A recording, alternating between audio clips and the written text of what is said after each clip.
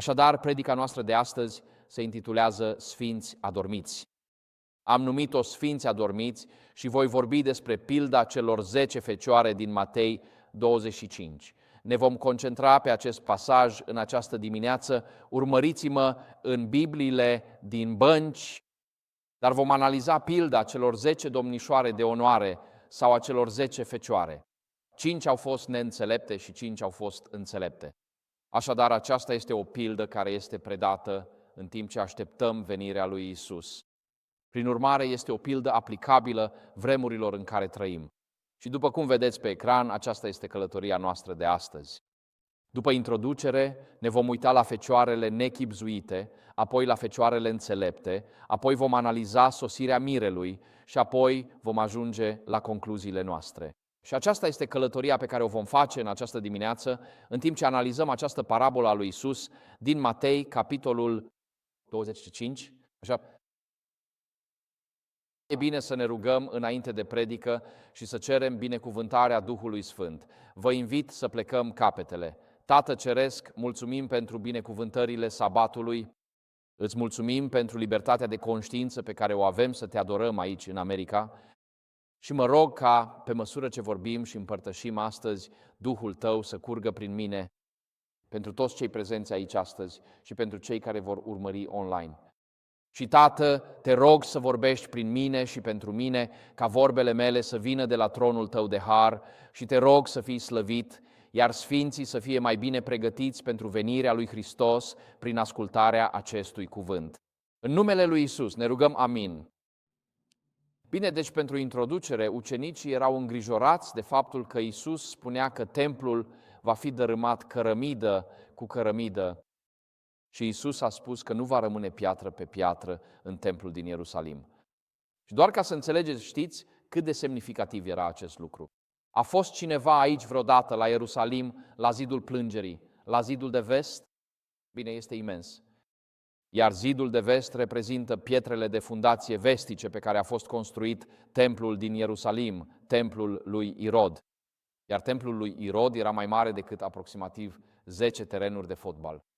Era o construcție enormă și era una dintre minunile lumii antice. Iar pietrele folosite la acel templu erau la fel de mari ca o rulotă cu o singură lățime, ca o casă de astăzi. Nu erau pietre de genul acesta mici, nu erau blocuri de ciment. Fiecare dintre acele pietre era mai mare decât multe monovolume puse la un loc. Acestea erau pietre uriașe și a fost nevoie de 40 de ani pentru a construi acel templu. Așa că atunci când Iisus le-a spus ucenicilor, la sfârșitul capitolului 23 din Matei și începutul capitolului 24, că nu va rămâne piatră pe piatră, ucenicii sunt șocați, pentru că pentru ei templul era centrul a tot ceea ce însemna viața evreiască. Era centrul vieții economice. Toate registrele ipotecare, toate evidențele datoriilor, evidențele despre cine putea fi preot și cine nu, toate aceste documente erau păstrate în templu. Iar templul era locul unde Dumnezeu se întâlnea cu omul, în Ierusalim. Toată lumea venea la templu să se închine lui Dumnezeu. Eunucul etiopian a petrecut probabil luni de zile călătorind cu carul său din Etiopia până la Ierusalim ca să poată participa la Paște. Așadar, când Iisus le spune ucenicilor că acest templu va dispărea, pentru ei este sfârșitul lumii, așa cum o cunosc. Și astfel, primul nostru text este afișat pe ecran, Matei 24 cu versetul 3. Acolo scrie că pe când Iisus ședea pe muntele măslinilor, ucenicii au venit la el în particular și i-au zis: spune-ne, când se vor întâmpla aceste lucruri? Și asta se referă la distrugerea templului din Ierusalim. Și care va fi semnul venirii tale și al sfârșitului veacului? Am subliniat cuvântul sfârșitul. Acest cuvânt va apărea de câteva ori în această dimineață. Așadar, ucenicii presupun că distrugerea Ierusalimului, sfârșitul acestui veac, adică sfârșitul lumii, și venirea lui Iisus sunt toate unul și același lucru. Și atunci ce? Ei întreabă: Iisuse, dacă templul va fi distrus, când se va întâmpla asta? Pentru că asta înseamnă sfârșitul vieții, așa cum o știm, și sfârșitul sistemului religios, așa cum îl cunoaștem. Și când te vei întoarce pe pământ? Așadar, ucenicii sunt interesați să afle despre sfârșitul lumii. Și astfel, Iisus a răspuns în Matei, capitolele 24 și 25, cu o predică lungă. De fapt, cartea lui Matei conține 5 predici. Nu ne gândim la ea în acești termeni. Cea mai faimoasă este predica de pe munte, Matei, capitolele 5 până la 7. Dar, de fapt, există 5 predici extinse în Evanghelia după Matei. Vă provoc, mergeți acasă și căutați cele 5 predici. Una e Matei 5, 7, alta Matei 20 și 4, 20 și 5, plus încă 3 în Evanghelia după Matei, pe care să le găsiți singuri. Sunt 5 predici presărate cu minuni. Dar învățăturile lui Isus, ele se găsesc cel mai mult, cu adevărat, dintre toate evangheliile, în Evanghelia după Matei. Așadar, Isus răspunde în Matei, capitolele 24 și 25, îmbinând evenimentele din anul 31 DHR, când această profeție este dată chiar înainte de crucificarea sa și le spune ce urmează să se întâmple, până la distrugerea Ierusalimului în anul 70 DHR, anul 70.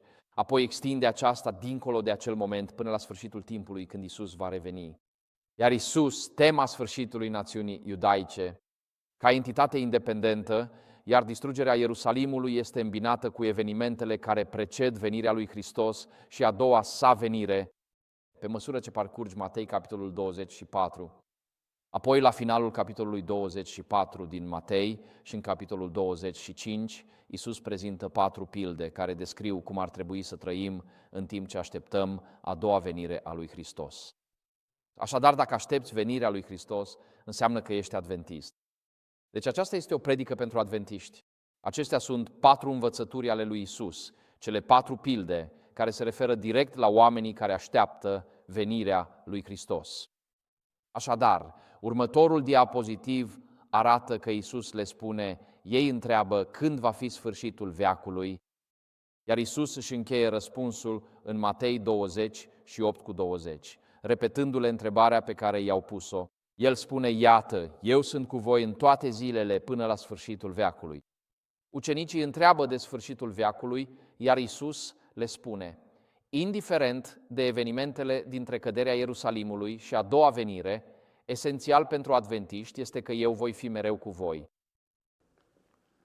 Nu contează ce se întâmplă în viață, nu contează cine este președintele sau cine este în congres, nu contează despre revoluții și războaie mondiale, eu voi fi cu ucenicii mei până la sfârșit. Adică nu o să vă abandonez, nu o să mă îndepărtez de voi, nu o să am lucruri mai importante de făcut într-o altă parte a Universului. Eu voi fi întotdeauna cu ucenicii mei, spune Iisus. Și acestea sunt vești bune, nu-i așa? Când băiețelul meu avea 1 an și obișnuiam să zburăm cu Azeri Airlines, era imediat după prăbușirea Uniunii Sovietice. Și împlinise deja vârsta de 1 an, ar sta în scaunul de mașină dormind dus. Și obișnuiam să zburăm cu Azeri Airlines. După atâtea accidente, imnul era mai aproape, Dumnezeule, de tine. Te urcai în acel avion și te rugai intens. Zborurile erau experiențe spirituale. Multe au mers prost cu acea companie. Am pierdut presiunea cabinei la aterizare. Aterizam pe un aeroport foarte îngust în care zburam în fiecare lună, situat între Turcia, Armenia și Iran. Și era un război cu 2 dintre acele națiuni. Așa că veneam cu acest Tupolev, una 154, care e ca un 737. Și intrai de sus, apoi pe coridorul aerian internațional, apoi făceai o spirală strânsă în jos spre sol cu acest avion mare. Era înfricoșător. Și în timp ce spiralam în jos, la un moment dat, pilotul anunță brusc, trebuie să urcăm din nou. Spune că trenul de aterizare nu coboară. E reconfortant să auzi asta de la pilot, așa că pilotul și-a trimis inginerul înapoi. A coborât printr-o trapă din podea și îl puteam auzi. El cobora roțile cu o manivelă. Făceam un cerc strâns pentru a nu intra în spațiul aerian inamic cu avionul, până coborau roțile. Apoi puteam să coborâm pe pistă. Așa că știi, în acea parte a lumii se întâmplau lucruri. Știi, un pilot a vrut să-i dea băiatului său de 10 ani șansa să piloteze un Airbus cu fly-by-wire și a zburat direct într-un munte. Un alt pilot a încercat să aterizeze, iar pe pistă au lăsat un plug de zăpadă. Avionul a lovit un plug de zăpadă, provocând victime. Ulterior, un paznic de aeroport s-a plictisit și a provocat alt incident. Trage la întâmplare în avioane cu un AK-47. Un Yak-40 cu 30 de oameni s-a prăbușit și toți au murit. Zborul cu aceste linii locale era o experiență profund spirituală. Și merg cu soția mea. Și atunci aveam și un băiețel mic, David, și el stătea în scaunul lui de mașină și dormea adânc, liniștit, pe tot parcursul zborului. De ce era așa? Pentru că era cu mama și cu tata lui. El nu înțelegea toate prostiile care se întâmplau acolo afară. Avea doar 1 an, dar era cu mama și cu tata lui și de aceea știa că va fi în regulă. Era liniștit. Iar Iisus vrea să știm că orice s-ar întâmpla acolo afară, eu voi fi mereu cu voi chiar până la sfârșitul veacului. Nu înțelegem tot ce se întâmplă acolo afară, dar eu voi fi cu voi. Așadar, ucenicii sunt îngrijorați de ceea ce se va întâmpla până la sfârșitul veacului, iar Iisus le răspunde spunând, eu voi fi mereu cu voi până la sfârșitul veacului. Adică totul va fi bine. Vom trece împreună prin asta. Și astfel, următorul text pe care îl vedeți pe diapozitiv acolo oferă 4 învățături. Unii oameni le numesc pilde, Biblia mea numește primele 3 pilde. Există pilda slujitorului necredincios, Matei 24, 45 până la 51. Pilda învață că dacă Dumnezeu te-a pus într-o funcție în trupul lui Hristos, El te consideră responsabil pentru modul în care îi tratezi pe frații tăi și pentru datoriile tale. De exemplu, am fost angajator majoritatea vieții, am avut mereu funcții administrative și am învățat rapid că salariile trebuie plătite la timp. A fost o responsabilitate spirituală. Chiar și cu sute de angajați am plătit mereu salariile la timp. Niciodată nu întârzi plata salariilor. Aceasta este o responsabilitate spirituală pentru un angajator, pentru că atât de multe lucruri depind de fluxul de bani care intră în familiile ce trăiesc de la un salariu la altul. Așadar, prima pildă este cea a slujitorului necredincios, iar Iisus învață că dacă ești într-o poziție de conducere în trupul lui Hristos, ai o responsabilitate să hrănești turma la vreme potrivită, fizic, financiar și spiritual. Urmează pilda celor 10 fecioare, analizată acum detaliat. Apoi pilda talanților, Matei 24, 14, 30, unde lecția este să folosim darurile primite pentru slava Lui până la revenire. În final, oile și caprele. Cineva m-a corectat spunându-mi că nu este o pildă, ci o profeție. Nu este o pildă în sensul clasic al cuvântului. M-am uitat din nou la ea și da, nu spune nicăieri că ar fi o pildă. Titlul din Biblia ta poate spune pilda oilor și a caprelor, dar nu există nimic în text care să spună că aceasta este o pildă. Este mai degrabă o profeție prezentată într-o formă alegorică, ai putea spune. Dar oricum, nu vom dezbate astăzi dacă oile și caprele reprezintă sau nu o pildă. Ideea este că în acea pildă Iisus ne învață că, în cele din urmă, soarta noastră veșnică nu este determinată de cât de corectă este teologia noastră, ci de modul în care îi tratăm pe cei aflați în nevoie în jurul nostru. Săracii din comunitatea ta, mama singură care nu poate plăti chiria luna aceasta, știi? Familia care se luptă cu facturi medicale copleșitoare. Când văd la știri o biserică evanghelică ce a decis să plătească, 5 milioane de dolari din facturile medicale. Pentru oamenii din comunitatea lor, mă gândesc, slavă Domnului pentru acea biserică, căci ei nu doar achită facturile, ci și diminuează această povară financiară copleșitoare sub care trăiesc mulți oameni în zilele noastre. Așadar, astăzi ne vom concentra pe parabola celor 10 fecioare nechibzuite. Unele versiuni o numesc cele 10 domnișoare de onoare și vom începe prin a privi la cele 5 fecioare nechibzuite. Și astfel în text apar cele 5 fecioare nechibzuite acolo. Nu sunt sigur de ce am ales acea imagine, părea să aibă sens când am ales acea imagine pentru acest subiect. Poate pentru că sunt atât de împovărate de grijile acestei lumi, asemenea parabolei solului stâncos din Marcu 4. Dar în Matei 25, versetul 1, aici începe parabola și spune: atunci împărăția cerurilor va fi asemenea cu aceasta. 10 domnișoare de onoare și-au luat candelele și au ieșit în întâmpinarea mirelui. În zilele noastre, majoritatea nunților au loc vara, în jurul prânzului, pentru că atunci ai cea mai bună lumină, știți, este cea mai clară. Iar iarna am observat în Michigan, oamenii tind să organizeze nunțile mai târziu seara, într-o sală mare. În zilele noastre, în Michigan, nu se mai fac nunți în aer liber, cel puțin iarna, dar pe vremuri, Ceea ce se întâmpla era că mireasa aștepta sosirea mirelui, iar mirele era la casa tatălui său și mirele venea de la casa tatălui său. Cu o mare procesiune de oameni care sărbătoreau acest eveniment, veneau să o ia pe mireasă și pe toți cei care erau cu ea, iar apoi duceau mireasa și domnișoarele de onoare înapoi la casa tatălui. Apoi intrau în casa tatălui și închideau ușa, iar festivitățile de nuntă aveau loc în interiorul casei tatălui. Așadar, când Iisus spune în Ioan 14 să nu vi se tulbure inima, credeți în Dumnezeu, credeți și în mine. În casa tatălui meu sunt multe locașuri. Dacă n-ar fi așa, v-aș fi spus, mă duc acum să vă pregătesc un loc. Și dacă mă voi duce și vă voi pregăti un loc, mă voi întoarce și vă voi lua cu mine ca acolo unde sunt eu să fiți și voi. Cui îi dă Iisus această învățătură? În Ioan 14 tindem să începem cu primul verset, dar în Ioan 13 Iisus îi spune lui Petru, care promitea că nu-l va renega. Înainte să cânte cocoșul, mă vei renega de 3 ori. Imediat după, Iisus spune să nu vi se tulbure inima, credeți în Dumnezeu, credeți și în mine. Adică către ucenicii care greșesc, către ucenicii care eșuează, către ucenicii care se poticnesc în umblarea lor cu Domnul, către ucenicii care fac lucruri de care nu sunt mândri. Nu e vorba că își doresc să facă asta, dar se trezesc făcând-o, către bărbați și femei imperfecți ca Petru, care avea să-l renege pe Iisus chiar în acea noapte. Iisus spune, dar să nu vi se tulbure inima, pentru că eu sunt mirele ceresc, mă duc să vă pregătesc un loc în casa Tatălui meu și voi veni să întâlnesc mireasa și să o iau cu mine în cer.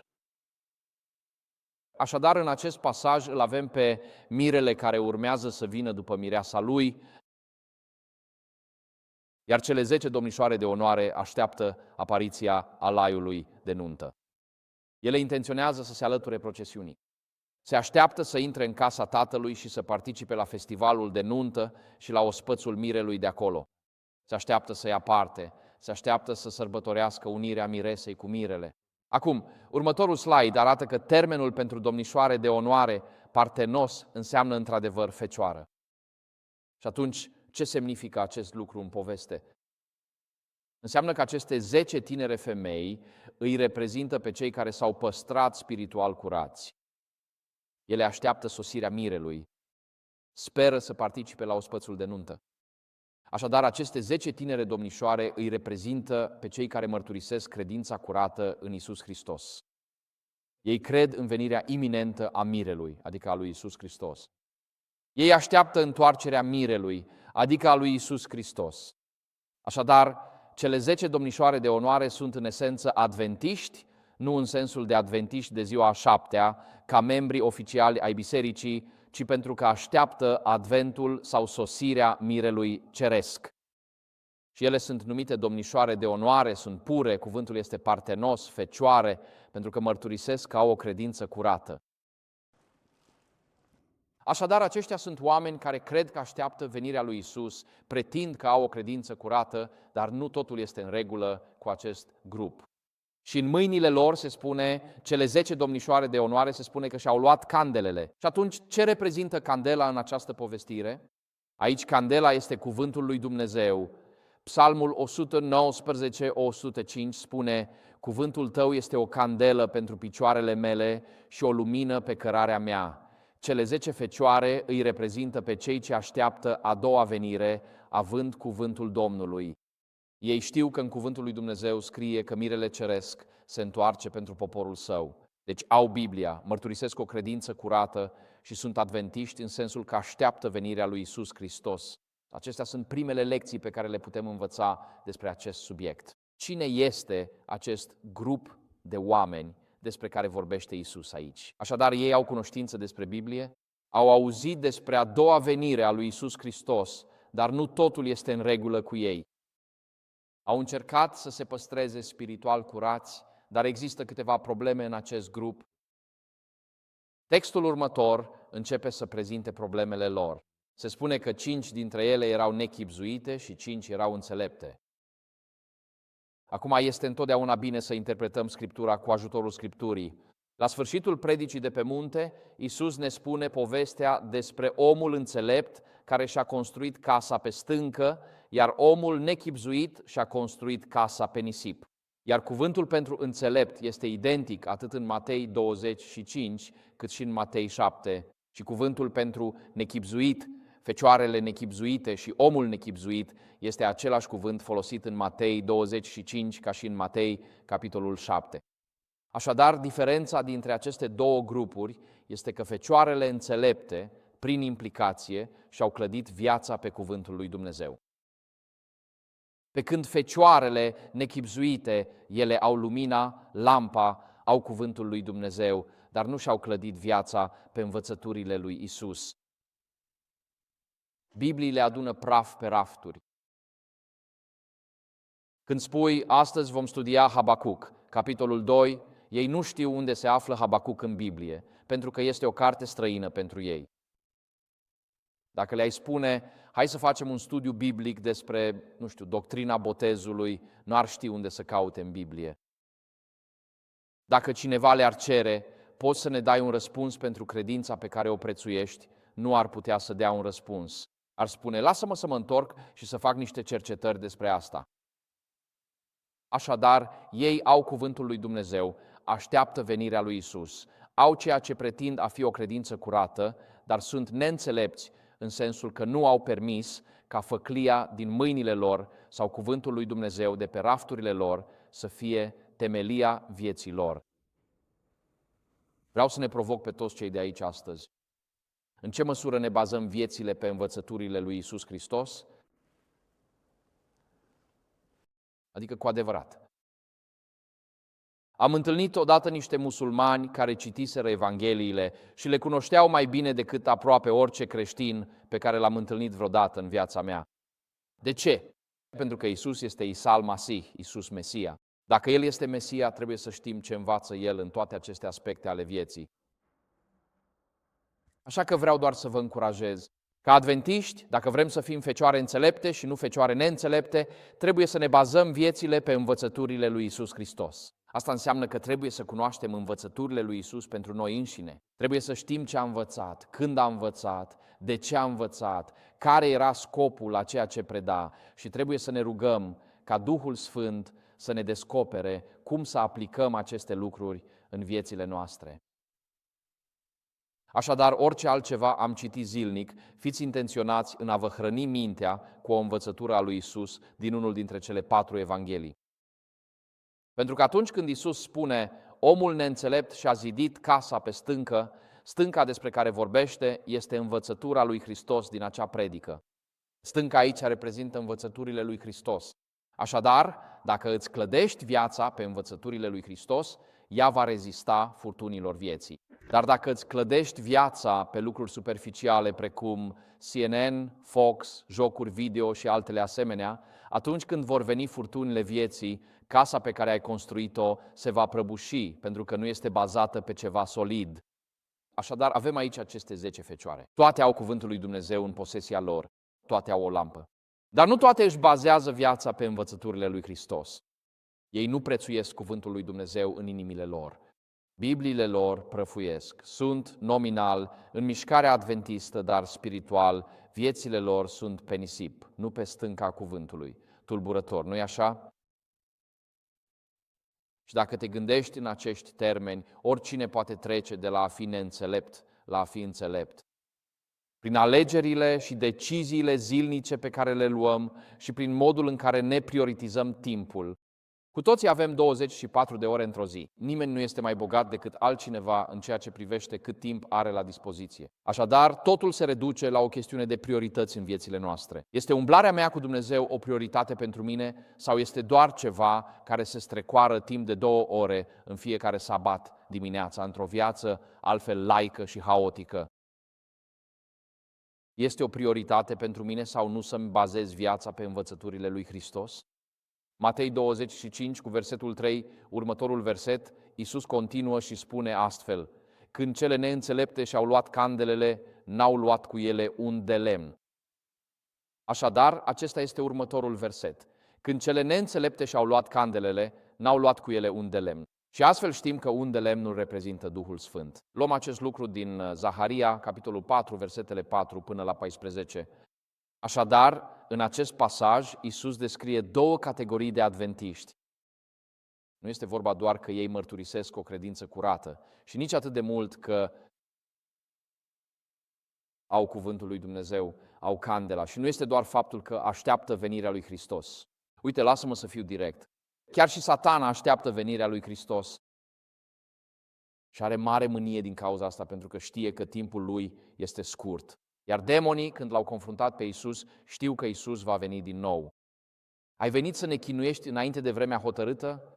Ei știu că Iisus va veni din nou. Așa că spui că ești adventist, că aștepți venirea lui Hristos. Felicitări! Asta nu te face cu nimic diferit de Satana însuși. Ceva trebuie să fie diferit. Și nu este doar faptul că ai Biblia în posesia ta, pentru că Satana știe că timpul lui este scurt. Asta înseamnă că Satana cunoaște Scriptura. Și Satana a fost primul teolog. Geneza 3. Oare chiar a spus Dumnezeu asta? Asta tind să spună teologii. Așadar, Satana este un student al profeției. El a fost primul teolog de pe planeta Pământ. Asta nu îi schimbă caracterul. De ce nu îi schimbă caracterul? Pentru că nu există ulei în caracterul lui. Aceasta este diferența. Cele 5 fecioare neînțelepte nu au ulei, dar cele 5 fecioare înțelepte au ulei. Aceasta este diferența. Și astfel aceasta reprezintă Duhul Sfânt. Fecioarele neînțelepte au Biblia, dar nu și-au construit viața pe ea și nu au permis Bibliei să facă o lucrare de transformare în inimile lor. Ele știu ce spune Biblia. Ele știu despre Dumnezeu. Au citit despre har. Cântă imnul Amazing Grace. Iubesc predicile despre har, dar uită când au experimentat ultima dată harul lui Dumnezeu. Când a fost ultima dată când ai experimentat harul lui Dumnezeu? Ca un potop copleșitor al bunătății, milei și credincioșiei lui Dumnezeu față de tine, un păcătos nevrednic. Și te-ai așezat în genunchi pe patul tău și ai spus: Doamne, îți mulțumesc pentru ceea ce tocmai ai făcut pentru mine. Când ai primit harul de la Dumnezeu, poți să transmiți harul și altor oameni. Dar dacă nu ai primit harul lui Dumnezeu pentru tine însuți, nu poți să-l transmiți altcuiva. Nu poți fabrica acel har din bunăvoință omenească față de cineva. Așadar, cele 5 fecioare neînțelepte au Biblia, dar studiază foarte puțin cuvântul lui Dumnezeu și, de fapt, nu s-au deschis călăuzirii Duhului Sfânt, convingerii Duhului Sfânt sau puterii transformatoare a Duhului Sfânt. Ei știu ce spune Biblia, dar nu știu ce înseamnă asta pentru ei personal. Ei citesc pentru informare, nu pentru transformare. Vă spun, când ești pastor și pregătești un studiu biblic pentru cineva, să zicem că vine dintr-un context, să spunem, nu știu, musulman, pregătești studiul tău biblic, pentru că știi că mergi la un război spiritual. Așa că trebuie să am acest text de dovadă și acest text de dovadă despre divinitatea lui Hristos, pentru că asta este esențial, punctul de despărțire dintre creștini și musulmani. Și astfel, când îți pregătești studiul biblic, te pregătești pentru război. Iar când pregătești o predică, speri ca Duhul Sfânt să-ți atingă inima în timpul pregătirii, astfel încât să-i atingă și pe cei din jurul tău când predici acea predică. Dar de multe ori ne pregătim, studiem cuvântul lui Dumnezeu pentru că vreau să dovedesc că eu am dreptate și tu greșești. Există tot felul de grupuri acolo care se ceartă pe tot felul de lucruri. Și uneori, ca păstor al turmei, trebuie să spui: ei bine, asta spune Biblia și asta nu spune Biblia, iar tu studiezi în acest scop. Și multe dintre cărțile pe care le citim se concentrează pe informație, nu pe transformare. Și de ce este așa? Pentru că informația este ușor de transmis, așa se pregătește o dietă pentru persoanele cu diabet. Este ușor să produci o astfel de carte. Asta faci și asta nu faci. Ne plac astfel de cărți pentru că sunt doar informație. Dar transformarea este o treabă complicată. Transformarea este acolo unde lucrurile devin profunde și personale. Transformarea este atunci când nu doar citești cuvântul lui Dumnezeu, ci citindu-l, Duhul Sfânt îți citește și inima. Iar când citești pentru transformare, pui întrebări, astfel încât Dumnezeu să-ți poată descopere prin oglinda cuvântului Său, ca El să-ți vorbească prin cuvântul Său, pentru ca să te schimbe în acest proces. Când citești pentru transformare, nu citești doar pentru cunoaștere, ci citești ca să-L întâlnești pe dătătorul cărții. Citește acest cuvânt, nu ca să-l stăpânești tu, ci ca Dumnezeu să te stăpânească pe tine prin cuvântul Său. Citește această carte pentru ca Dumnezeu să poată ține o oglindă în fața ta. Știi, odată sufeream de depresie, eram supărat pe unii, se mai întâmplă în viață și citeam Biblia zilnic. O citisem de multe ori, dar speram, Doamne, să fie un text acolo care să spună: îți voi lovi dușmanii, cu herpes genital și lepră. Și asta voiam eu să citesc. Și am găsit acel text? Din păcate nu. Totuși asta voiam să găsesc. Eram atât de furios. Voiam să fie loviți de dansul Sfântului Vitus și artrită simultan. Voiam ca trupurile lor să se zvârcolească mereu. Am visat, Doamne, un text în care Tu îi vei lovi pe dușmanii mei, le vei săra casele și vei distruge tot ce e valoros în viața lor. Și pe măsură ce citeam Biblia, eram furios pe acei oameni. Ceea ce găseam în fiecare dimineață era că Duhul Sfânt îmi spunea: dar Conrad, este ceva în inima ta care nu e bun din punct de vedere spiritual. Și sunt îngrijorat de starea ta. O să am eu grijă de ceilalți, dar ce faci cu inima ta? Și astfel tindem să citim despre aceste fecioare neînțelepte. Ele sunt atrase de adevăr, dar nu sunt atât de deschise la lucrarea Duhului Sfânt asupra caracterului lor. Vin în biserică hrănindu-se cu istorie, coarne și coroane și date și fiare, iar după 20 de ani tot nu există o transformare a caracterului. Vin cu cunoștințe teoretice, dar aduc cu ei pofta, frica, amărăciunea și mânia, iar după 20 de ani aceste fapte ale firii sunt încă evidente în viețile lor. Nu experimentează transformarea roadelor, a Duhului. Acest lucru se întâmplă în foarte, foarte multe biserici. Ei sunt atrași de Evanghelie, dar euul rămâne pe tronul inimii lor.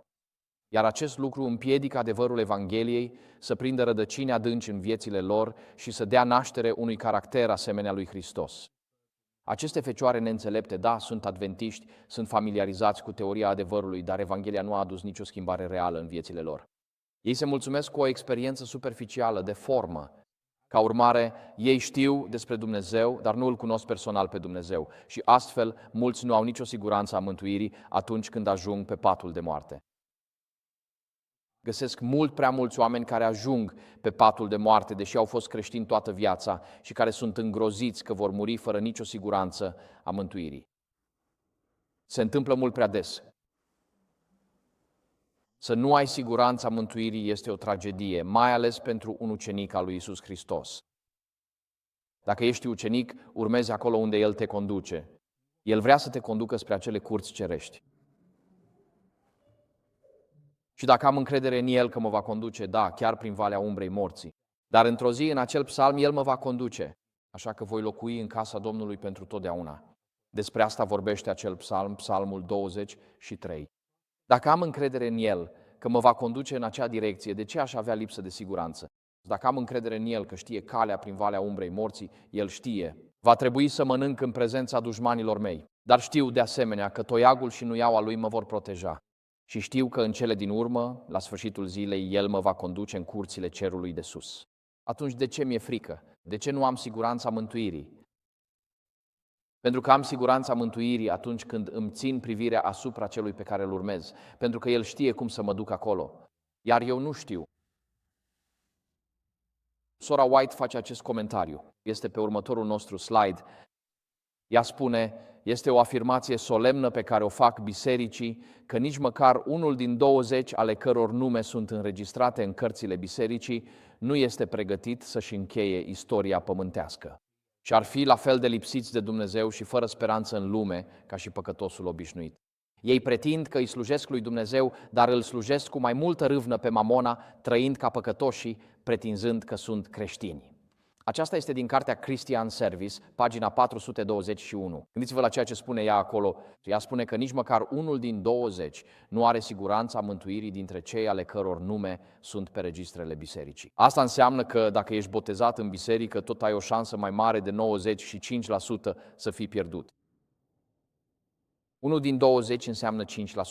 Așadar, dacă ești botezat în biserică și treci printr-o experiență creștină doar de formă, ai o șansă mai mare de 95% să fii totuși pierdut. Aceasta este o chemare la trezire care ar trebui să ne pună pe gânduri, vorbind despre aceste 5 fecioare neînțelepte care sunt adventiste. Ele așteaptă venirea mirelui, dar nu au siguranța mântuirii. De ce? Pentru că nu au permis Duhului Sfânt să înceapă lucrarea de transformare a caracterului lor. La 5, 10, 30 de ani după botez nu există nicio schimbare în inimă. Nu colaborează cu Duhul Sfânt pentru a permite acea lucrare de transformare. Așadar, ajungem la fecioarele înțelepte. Soția mea spune că am o abilitate unică de a-i face pe oameni să se simtă deprimați. Așa că sper că toți sunteți suficient de deprimați în acest punct al predicii. Acum vom trece la un grup mai optimist, cele 5 fecioare înțelepte. Să vedem ce putem învăța despre cele 5 fecioare înțelepte. Și textul spune astfel: dar cele înțelepte au luat cu ele un de lemn în vasele lor, împreună cu candelele, Matei 25, versetul 4. Așadar, fecioarele sau domnișoarele de onoare înțelepte poartă un de lemn nu doar în candelele lor, ci și ca rezervă în vasele lor.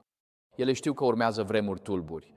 Ele știu că poate exista o întârziere până la venirea mirelui.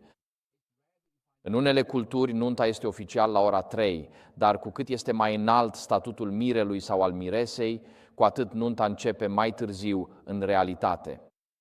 Și toată lumea este nevoită să aștepte și să-i onoreze în timp ce așteaptă sosirea miresei sau a mirelui. Așadar, cele 5 fecioare înțelepte sunt adventiste. Ele așteaptă venirea mirelui, toate au o candelă cu ele, adică au cuvântul lui Dumnezeu. Sunt fecioare, în sensul că mărturisesc o credință curată. Dar diferența dintre cele înțelepte și cele neînțelepte este că cele înțelepte s-au deschis prezenței Duhului Sfânt în viața lor, iar cele neînțelepte nu au făcut-o. Așadar, cele 5 fecioare înțelepte citesc zilnic cuvântul lui Dumnezeu, nu doar pentru informare, ci pentru că doresc să fie transformate după chipul lui Hristos. Ele caută puterea de convingere și de convertire a învățătorului neprihănirii. Este acea rugăciune: Doamne, arată-mi păcatele mele astăzi și arată-mi cum să obțin biruință asupra acestor păcate. Ele nu se agață de acele păcate, nu prețuiesc acele păcate în inimile lor.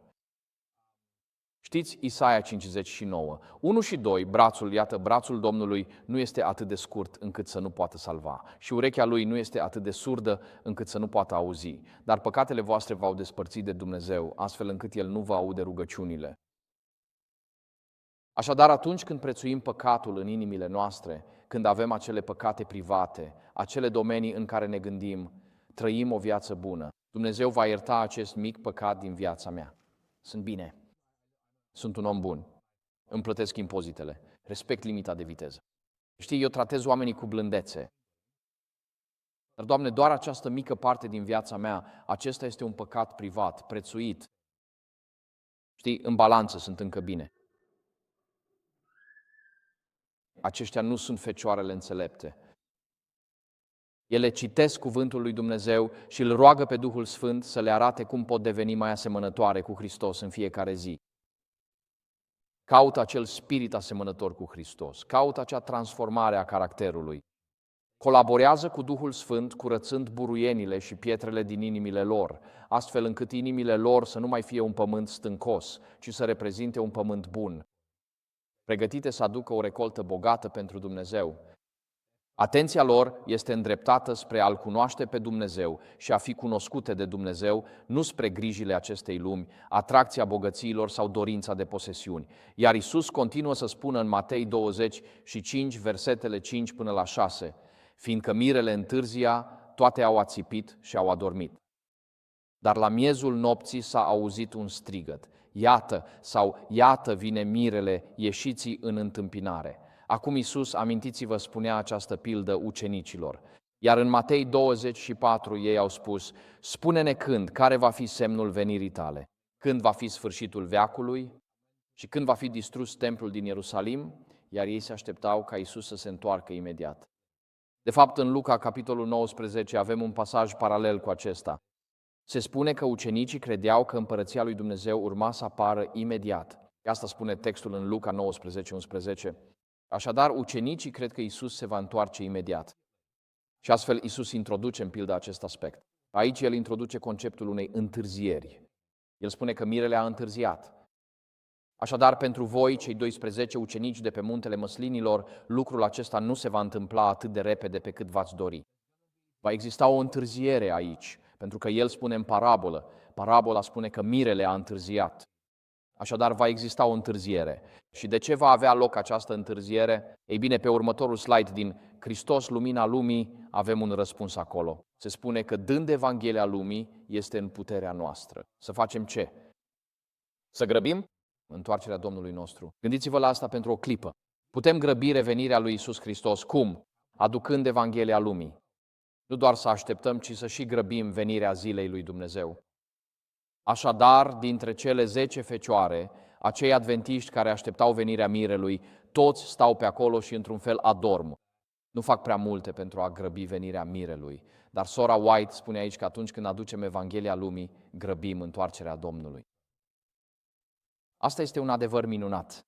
Nu doar să așteptăm, ci să și grăbim venirea zilei lui Dumnezeu. Dacă Biserica lui Dumnezeu și-ar fi făcut lucrarea rânduită așa cum a o rânduit Domnul, întreaga lume ar fi fost avertizată până acum. Iar Domnul Iisus ar fi venit pe pământul nostru cu putere și mare slavă. Te-ai gândit vreodată ce înseamnă să grăbești venirea lui Hristos? Când Iisus va reveni, orice suferință se va sfârși în acea clipă. Chiar atunci totul se oprește. Toate divorțurile, toate cancerele, toată depresia, toate bolile, toată disperarea, totul se oprește chiar în acel moment. Când Iisus va reveni, nu va mai exista suferință nici în regnul animal. Creația nu va mai geme sub povara păcatului pe care am pus-o asupra ei. Așadar, când lucrezi pentru a vesti venirea lui Iisus Hristos la a doua sa venire și îi inviți pe oameni în împărăția sa, pentru a fi pregătiți pentru acel moment glorios, contribui la sfârșitul oricărei suferințe umane. Pentru mine, acesta este un scop care merită urmărit. Nu sunt medic de urgență. Nu sunt paramedic. Nu sunt dentist. Știi, stomatologii ei ameliorează suferința umană, la fel și medicii de urgență. Dar indiferent de meseria sau profesia noastră în viață, putem grăbi a doua venire a lui Hristos, implicându-ne în activități misionare și, făcând acest lucru, aducem un sfârșit suferinței a peste 9 miliarde de oameni de pe planeta Pământ. Pentru mine, acesta este un factor motivațional incredibil de puternic. Suferința este peste tot. Nu contează cât de frumoasă este casa pe care o vizitezi, în spatele fiecărei uși de la intrare există întotdeauna o poveste de spus și o inimă care suferă din cauza ceva. Nu am întâlnit niciodată o familie în viața mea, în peste 30 de ani de activitate pastorală. Nu am întâlnit niciodată o familie sau o casă care să nu aibă o poveste de spus și o rugăciune de rostit. Toată lumea se confruntă cu ceva.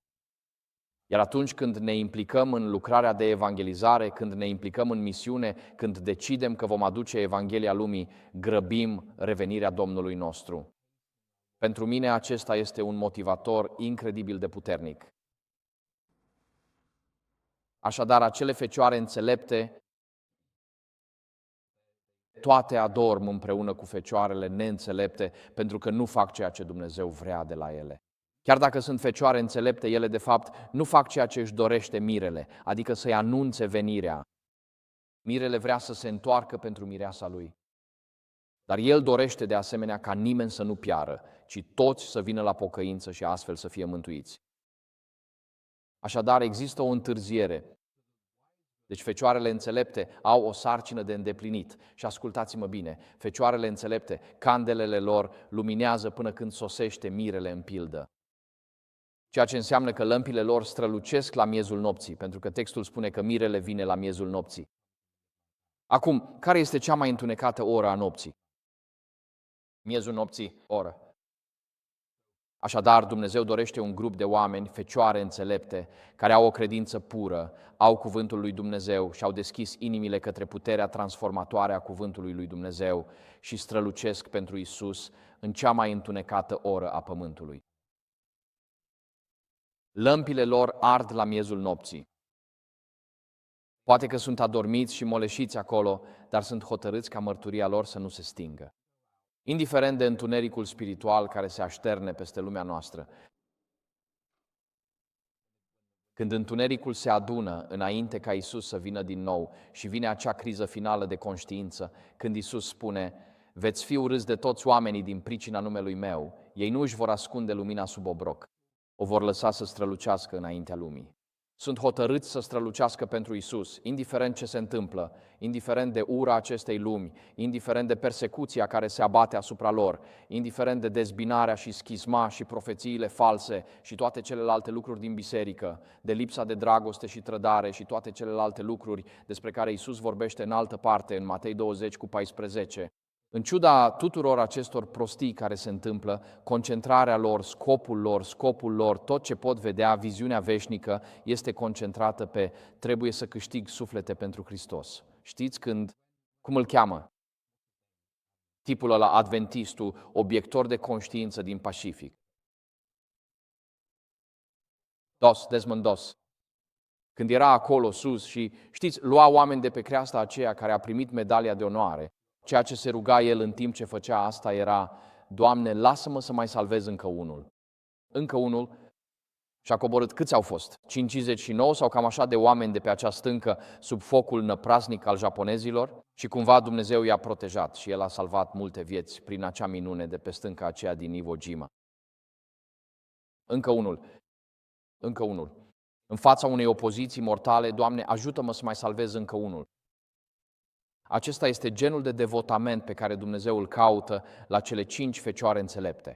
Acum, toate cele 5 fecioare, dar în special cele 5 înțelepte, trăiesc chiar până în momentul când vine mirele. Ceea ce înseamnă că ele trăiesc în ultima oră a pământului.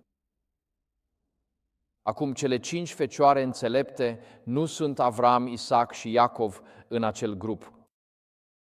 Și nu sunt nici Mardoheu, David sau Daniel. Și nu sunt nici Estera, Rebecca sau Maria în acel grup. Oamenii pe care Dumnezeu îi cheamă să strălucească pentru El în ultimele ore ale pământului sunt cei care mărturisesc astăzi că sunt adventiști.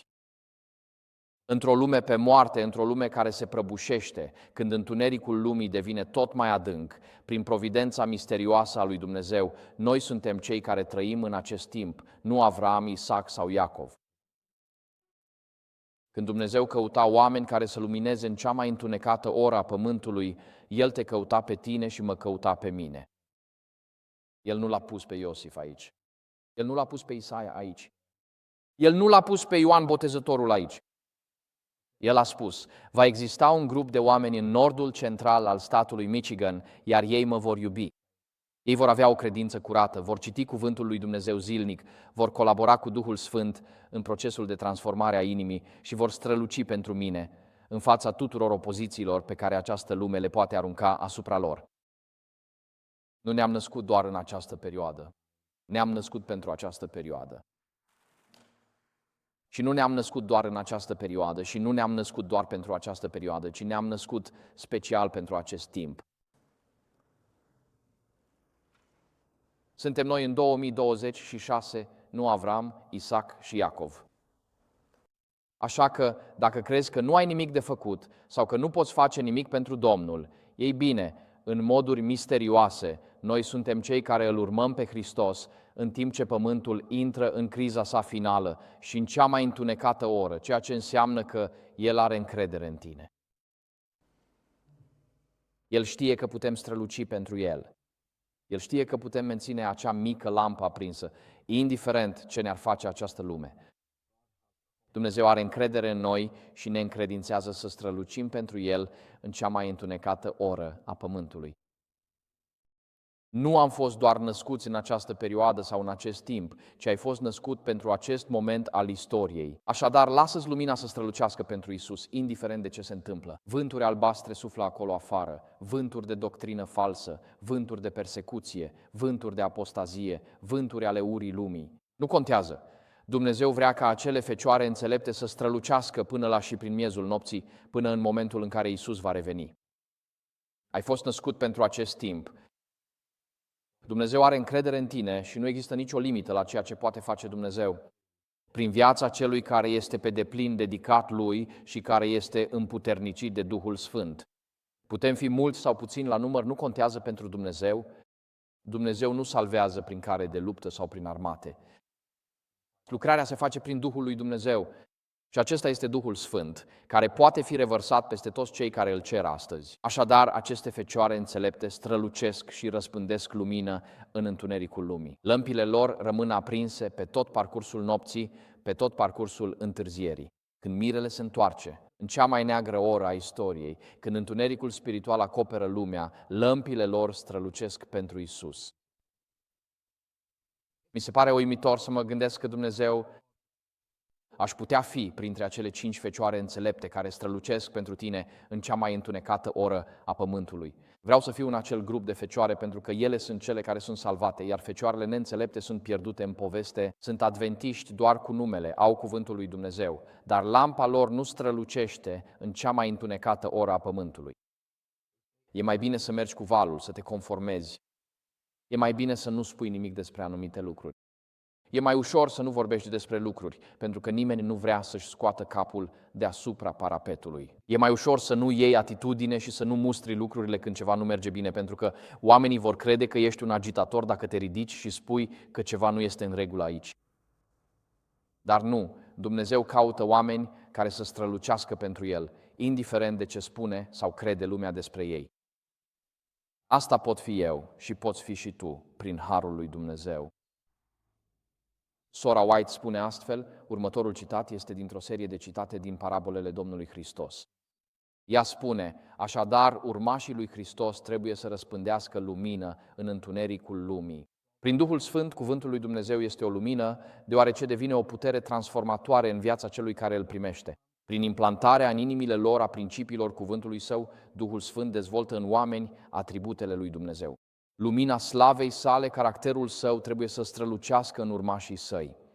Când acel al 4-lea înger din Apocalipsa 18 spune, întreg pământul a fost luminat de slava strălucirii sale, acel cuvânt slavă, dacă ne întoarcem la ceea ce a spus Moise lui Dumnezeu în Exodul 33, el a spus, Doamne, arată-mi slava ta. Iar în Exodul 34, Dumnezeu îl ascunde pe Moise în crăpătura unei stânci.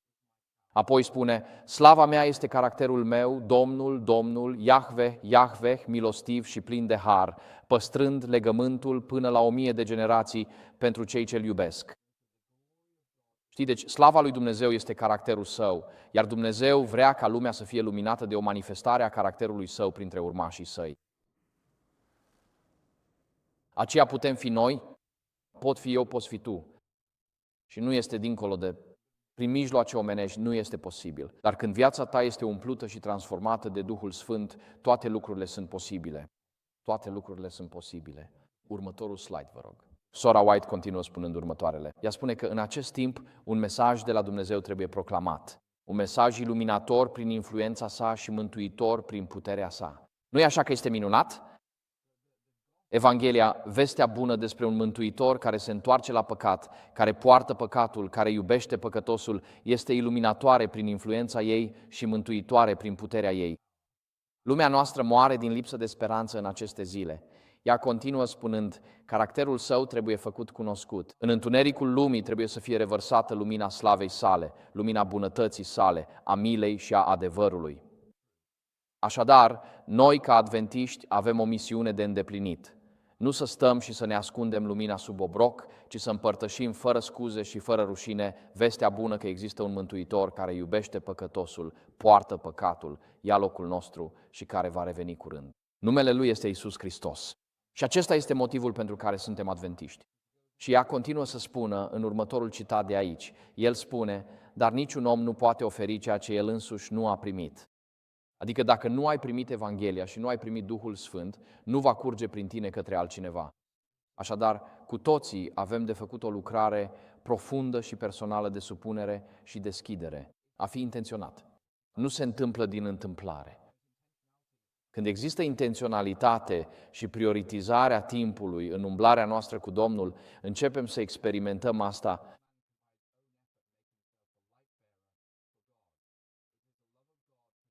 Aceasta este o experiență profundă de transformare personală și spirituală. Ea continuă discursul său spunând cu multă convingere, facem totul pentru slava lui Dumnezeu. Iar eu răspund cu toată inima, zicând amin și iarăși amin la toate aceste cuvinte binecuvântate. Ideea cheie este că nimeni nu poate împărtăși ceea ce nu a primit el însuși. Așadar, dacă ești un prezbiter al bisericii și te implici în vizitarea bolnavilor, în studii biblice cu oamenii și ai o slujire de învățare și predicare, care sunt responsabilitățile principale ale unui prezbiter, dacă nu îți umpli fântâna zilnic din cuvântul lui Dumnezeu, acea fântână se va seca în slujirea ta. În aproximativ o săptămână, nu poți fi implicat în slujire continuă, împărtășirea veștii bune, consilierea oamenilor, predicarea și învățarea dacă nu alimentezi mereu fântâna singur. Ministerul tău se epuizează, iar tu simți că nu mai ai nimic în aproximativ 2 sau 3 zile. Rămâni fără treabă. Și astfel nu poți împărtăși ceea ce nu ai primit tu însuți. Așadar, umblarea creștină este o umblare zilnică, este o experiență zilnică. Pâinea noastră, cea de toate zilele, dă-ne-o nouă astăzi. Suntem învățați să ne rugăm. În Matei, capitolul 6, și izbăvește-ne de cel rău, ceea ce înseamnă că zilnic avem nevoie de hrană, atât fizică cât și spirituală, pentru a supraviețui. Și zilnic avem nevoie ca Dumnezeu să ne izbăvească de atacurile lui Satana, pentru că aceste atacuri sunt foarte reale. Următorul slide, vă rog, Parabolele Domnului Hristos, pagina 419, spune: dacă toți ar fi dispuși să primească, toți ar fi umpluți cu Duhul Sfânt. Aceasta este în paralel cu promisiunea lui Iisus din Luca 9, că dacă cauți, vei găsi. Dacă ceri, vei primi. Și dacă bați, atunci ușa inimii tale va fi deschisă și Duhul Sfânt va intra în viața ta. Aceasta este promisiunea lui Iisus pentru noi astăzi. Vă pot spune că în fiecare dimineață la devoțiunile mele cer darul Duhului Sfânt. Pentru că aceasta este singura cale prin care îmi pot păstra sănătatea mentală într-o lume frântă. Cer darul Duhului Sfânt să îndepărteze buruienile mâniei din inima mea și să le înlocuiască cu har, iubire și iertare. Aceasta este singura cale prin care pot supraviețui. Nu poți intra într-o luptă dreaptă fără să fii schimbat pe dinăuntru într-un mod negativ, decât dacă Duhul Sfânt este mereu acolo, făcând zilnic o operație pe inima asupra ta. Aceasta este problema când te implici în lupte spirituale, așa cum sunt eu implicat în unele lupte. După cum știți și voi, se poate să vă implicați într-o luptă dreaptă, dar în procesul de a lupta o luptă dreaptă, ajungi să fii desfigurat pe dinăuntru, spiritual. Așadar, dacă urmează să te implici în acea luptă dreaptă, singura cale prin care îți poți menține dulceața spirituală este să ceri în fiecare zi Duhului Sfânt să te păstreze blând și să îndepărteze buruienile mâniei și amărăciunii care cresc în fiecare noapte. Și trebuie să fii sincer cu tine însuți pe măsură ce treci prin acest proces. Dar dacă toți sunt dispuși să primească, toți vor fi umpluți cu Duhul Său Sfânt. Este o promisiune minunată. Se aseamănă cu ceea ce spune Iisus în Luca 11, 9 până la 13. Următorul diapozitiv continuă spunând că prin care Dumnezeu poate comunica lumii comorile harului Său, bogățiile de nepătruns ale lui Hristos. Nu există nimic ce Hristos să-și dorească mai mult decât agenți care să reprezinte lumii spiritul și caracterul Său. Nu există nimic de care lumea să aibă mai mare nevoie decât de o manifestare prin omenire a iubirii Mântuitorului. Întregul cer așteaptă canale prin care să poată fi turnat un de lemnul sfânt spre a fi o bucurie și o binecuvântare pentru inimile oamenilor. Am stat odată pe un pat de spital cu un doctor musulman. Era alcoolic, avea ciroză hepatică și era la câteva ore de moarte, nu departe de sfârșit. Își luase deja rămas bun de la familie. Stăteam într-o mică cameră de spital, practic era un depozit și acolo erau paturi. Trebuia să-ți aduci propria lenjerie, să-ți aduci mâncarea, trebuia să plătești pentru propriile medicamente, trebuia să plătești ca doctorii să vină să te viziteze. Adică, literalmente, spitalul era doar un loc unde se adunau bolnavii, nimic. Nu li se făcea nimic dacă nu puneai bani în mâinile lor. Și acest bărbat murea, era musulman și stătea întins pe o parte. Când oamenii sunt pe moarte, poți vedea asta, parcă se sting, energia le scade. Vederea îi dispăruse, nu mai putea vorbi și abia dacă își mai putea mișca trupul. Și stătea întins pe o parte, ca o vrabie mică, parcă se strângea acolo.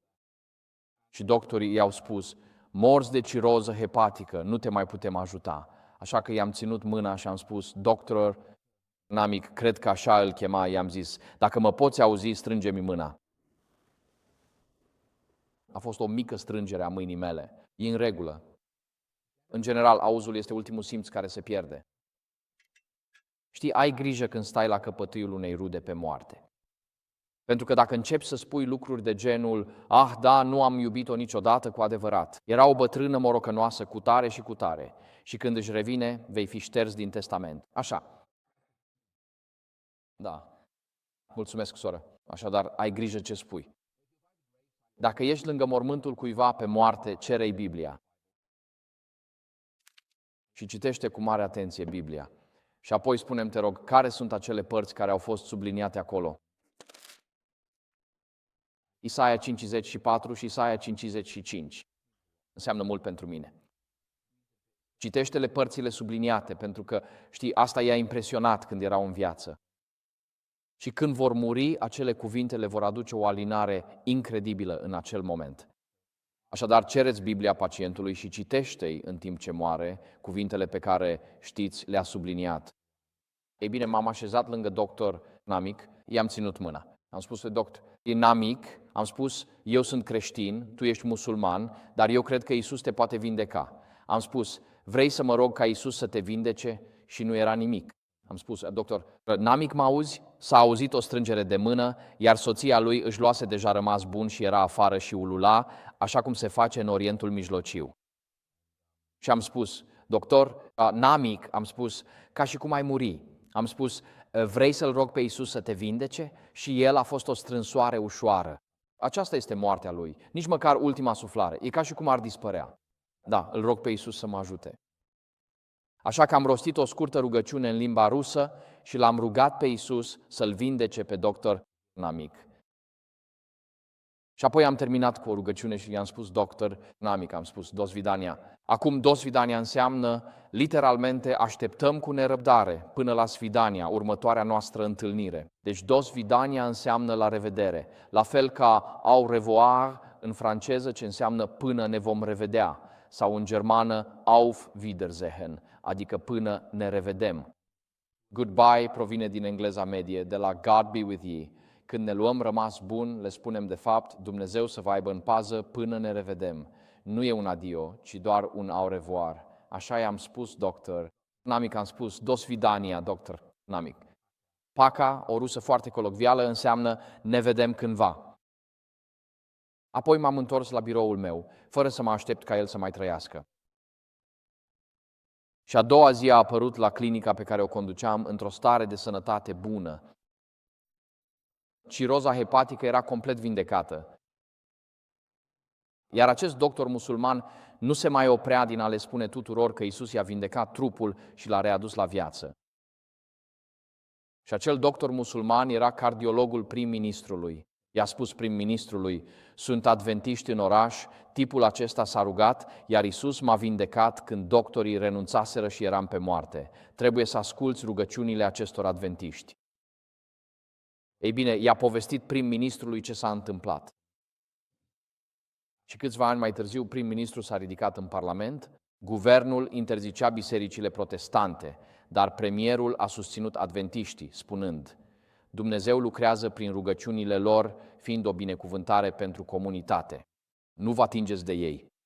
Și până în ziua de azi, suntem încă o biserică legală în acea țară musulmană. Nu aveți idee ce efect de undă poate avea o simplă rugăciune pentru un om pe moarte. Nu aveți idee ce privilegiu este, așa cum spune textul, este privilegiul fiecărui suflet să fie un canal viu prin care Dumnezeu poate comunica lumii comorile harului său, bogățiile de nepătruns ale lui Hristos. Și avem acest privilegiu dacă vrem să fim printre fecioarele înțelepte. Nu păstrăm lumina doar pentru noi atunci când acele fecioare înțelepte așteaptă venirea mirelui chiar și la ora 10. Ora 11, 5 minute până la miezul nopții, ei își țin lămpile sus și lasă lumea să știe că în mijlocul acestei întunecimi există un mire care vine. Și vedem că este întuneric, dar vrem să vă uitați la lumină.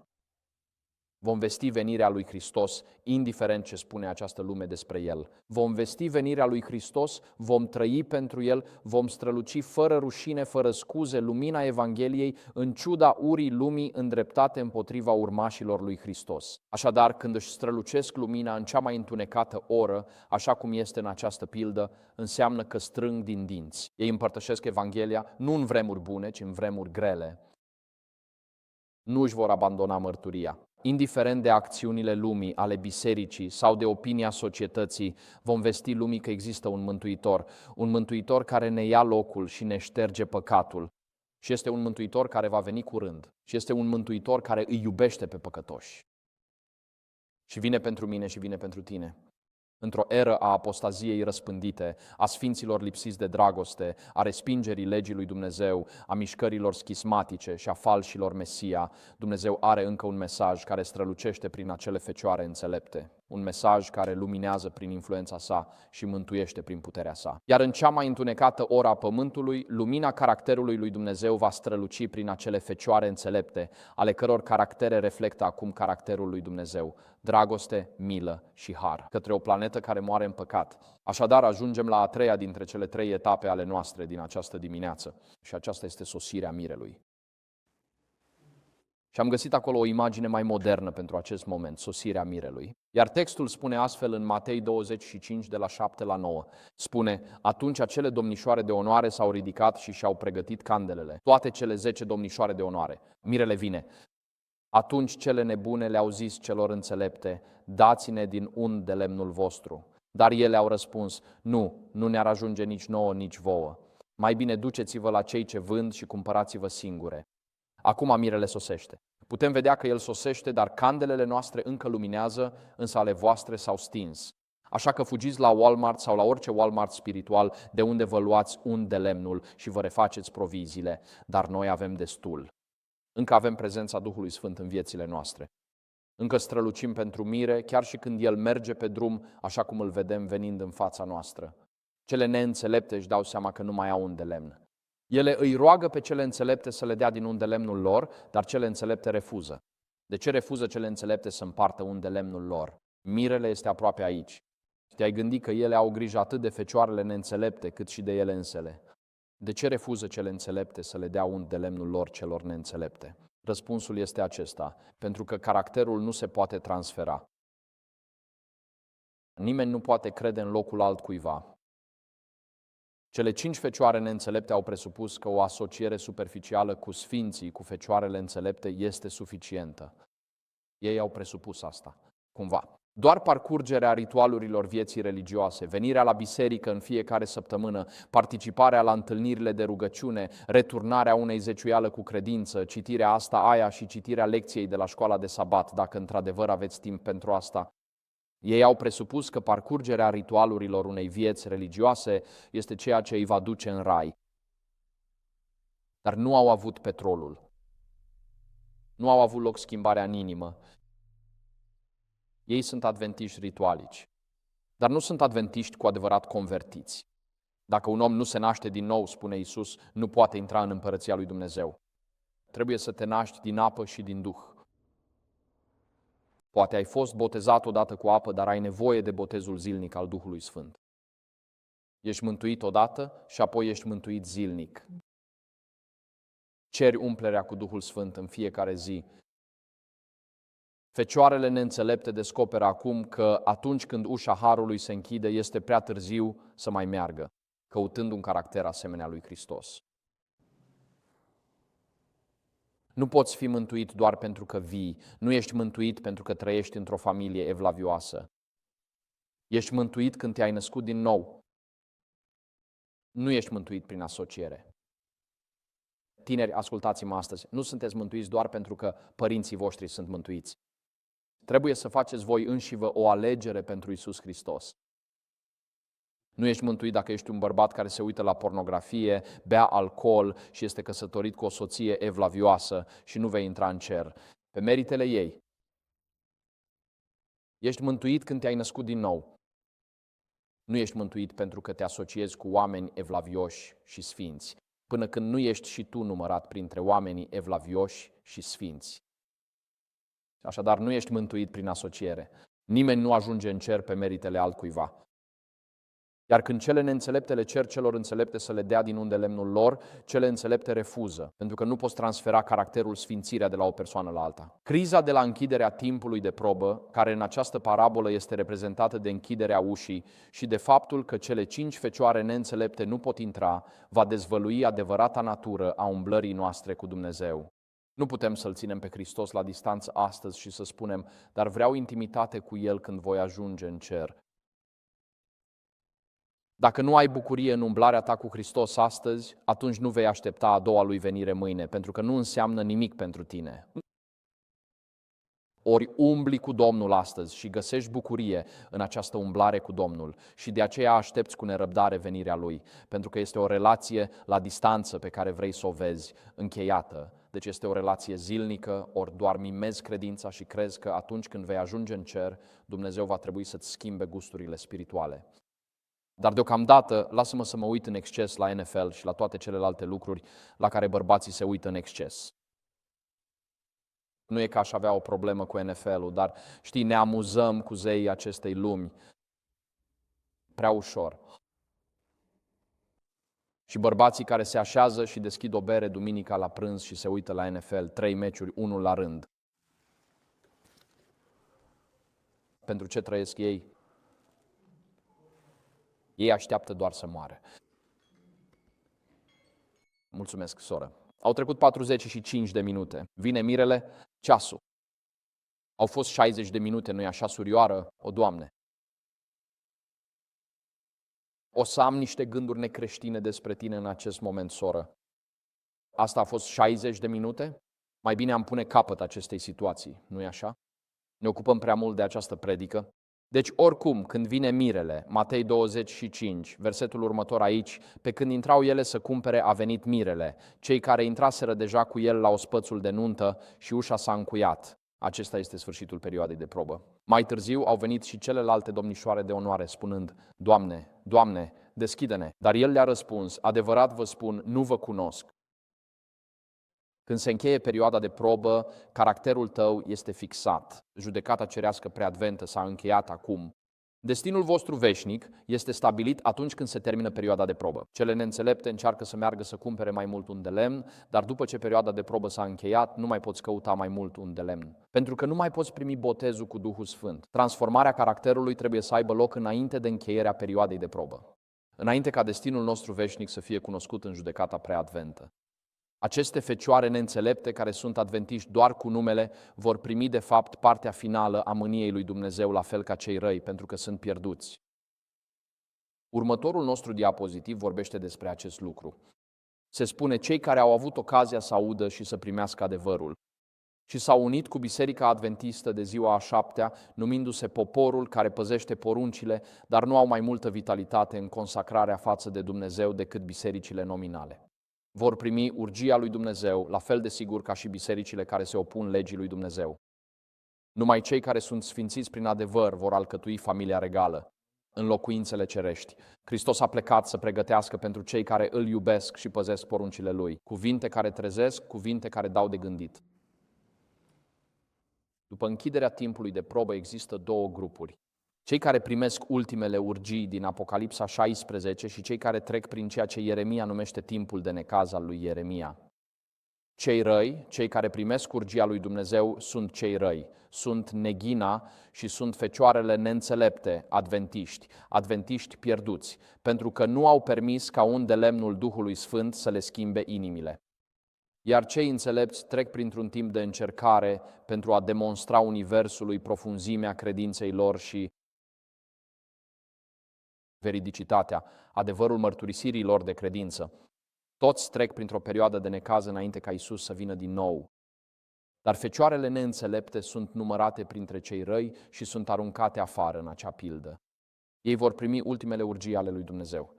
Acesta e un mesaj sobru, rar transmis, însă necesar pentru a avertiza oamenii. În Matei 7, cu 21, cu 23, Iisus spune, nu oricine îmi zice, Doamne, Doamne, va intra în împărăția cerurilor, ci doar cel ce face voia Tatălui Ceresc.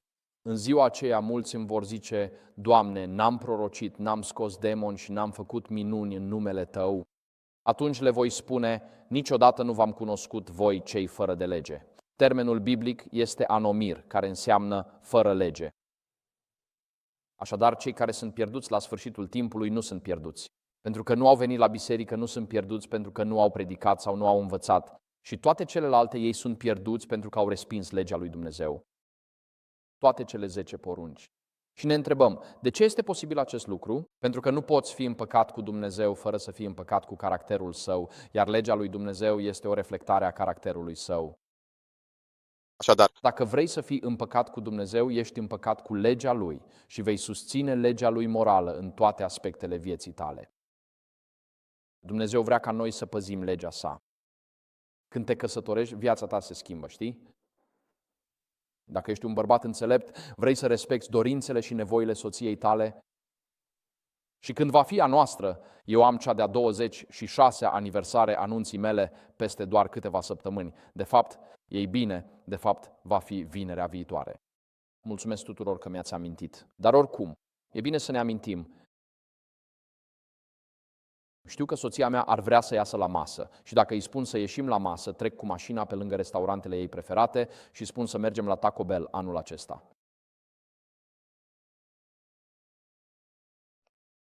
Nu o să meargă, vezi. Și nici măcar nu ești măritată și știi asta, soră. În regulă? Ideea pe care o spun este următoarea. Dacă mă iubești, păzește poruncile mele. Când ești într-o relație de legământ, vezi, cauți să aduci bucurie celeilalte părți în toate lucrurile. Și cei care resping legea lui Dumnezeu, resping dorințele lui Dumnezeu. Ei resping caracterul Său. Așa că vreau să te încurajez astăzi să-L rogi pe Dumnezeu să-ți dea harul ca un creștin mântuit, ca viața ta să fie o manifestare a caracterului Său, iar acest lucru se exprimă prin păzirea poruncilor Sale. Niciodată nu s-au rostit cuvinte mai triste. Aceste fecioare neînțelepte vor experimenta ultimele plăgi și distrugerea veșnică, nu din lipsă de oportunitate, pentru că au fost adventiști doar cu numele, trecând prin formalitățile publice ale stilului de viață adventist, dar în mod tragic nu au cedat niciodată tronul inimii lor harului lui Dumnezeu. Euul a rămas pe tronul inimii. Au continuat să amâne îndemnurile Duhului Sfânt și să-și împietrească inimile. Au ales să trăiască viața după propriile lor reguli, după propriile lor legi, în loc să ceară ca legea lui Dumnezeu să fie scrisă pe inimile lor. Și astfel aceasta este tragedia acestor fecioare neînțelepte. Au avut toate șansele să fie salvate și totuși sunt pierdute. Matei 25:13, concluzia pildei, Iisus spune, vegheați deci pentru că nu știți nici ziua, nici ceasul. Mesajul de aici este, nu te baza pe laurii spirituali de ieri. În fiecare dimineață cere umplerea cu Duhul Sfânt. În fiecare zi supuneți voința puterii transformatoare a lui Hristos. În fiecare zi cere experiența inimii noi care a fost promisă. În fiecare zi așteaptă-te să crești și să cooperezi cu Duhul Sfânt, astfel încât El să te poată transforma după chipul și asemănarea Mântuitorului nostru, Iisus Hristos. Aceasta înseamnă să-L urmezi pe Iisus zi de zi. Cu cât mă apropii mai mult de El, cu atât voi deveni mai asemănător cu El. Am observat, după 26 de ani de căsnicie, că după atâția ani ajungi să fii din ce în ce mai apropiat în aproape orice privință. Ajungi chiar să semănați unul cu celălalt după un timp. Adică, pe bune, aveți aceleași gusturi. Dacă cineva o întreabă pe soția mea, ați vrea să faceți asta? Soția mea poate răspunde da sau nu, fiindcă mă cunoaște și știe ce aș spune. La fel, dacă sunt întrebat, pot confirma imediat. Pentru că o cunosc suficient de bine pe soția mea și pur și simplu știm instinctiv la ce se gândește celălalt. Cu cât mergi mai mult alături de cineva, cu atât îl reflectezi mai mult pe el și caracterul lui. Nu doar că îi schimbi pe ei, ci și ei te schimbă pe tine în acest proces.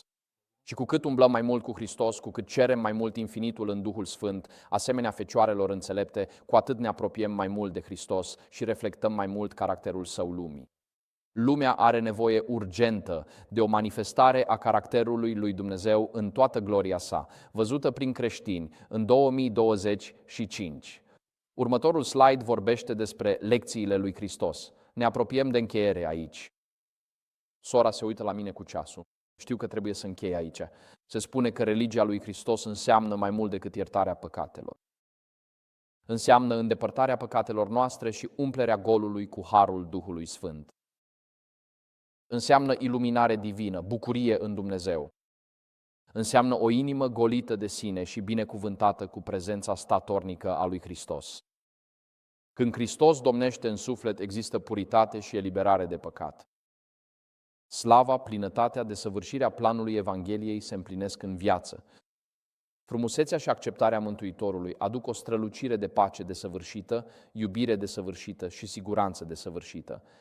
Frumusețea și mireasma caracterului lui Hristos, revelate în viață, mărturisesc că Dumnezeu într-adevăr și-a trimis Fiul în lume ca să fie Mântuitorul ei.